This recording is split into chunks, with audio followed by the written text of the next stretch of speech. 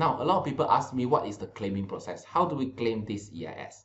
Of course, let's look at the process. The first step, you definitely need to be loss of employment.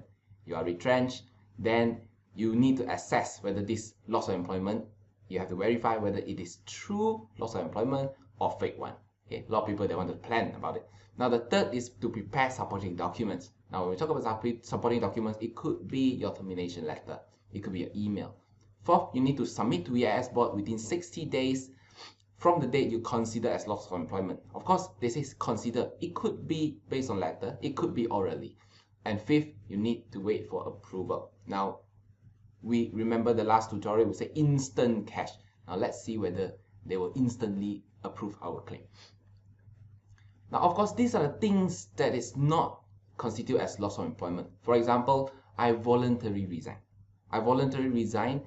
I say, okay, I'm not happy with the company, let's leave. Voluntary resign is not a loss of employment. Now, if I have a contract with you for 1 year, it's always go on an annual renewal basis. Now, expiry of that contract is not constituted as a loss of employment. Now, third is definitely retirement. It's not a loss of employment. Fourth is a termination by mutual consent without terms and conditions. Means I agree with this employer, say, oh, let's quit this job.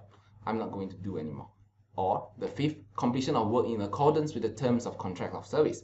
For example, this contract is only for 2 years. Now, 2 years ended, that's it.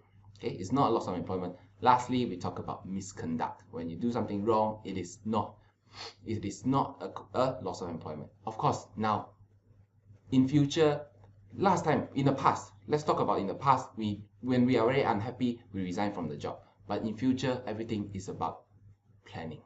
Need to claim your EIS. That's why when talk about EIS, when you want to resign, what you do, you go to your boss, you say, boss, 你炒我了, okay, you fire me. Now, let's talk about human resource. Now, when we talk about human resource, you need to take care of many things. First, employment contract, your employment act. Second, industrial relationship. Third, about EPF. Now, end of this year, the EPF is going back to 11%. Fourth is about SOCSO. Fifth is about income tax requirements. For example, your MTD or PCB, your Form E, your EA, your CPAT, and residency tax. Now, all these are an income tax. Now, 6 is about GST. You need to know what is gift. 7 is about HRDF, whether you subject to HRDF, whether you make payment or not. And lastly, the new one is about EIS. So, HR and finance, actually, you need a very good system to help you monitor all these things. Now, definitely, I would recommend you take SQL Payroll. It's a very good software to help you in all these functions.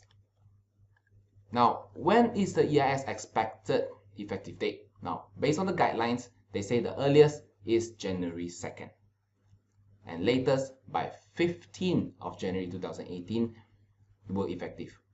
So, end of our tutorial. Now, the last question I want to ask you is, HR and finance, are you ready for what to come?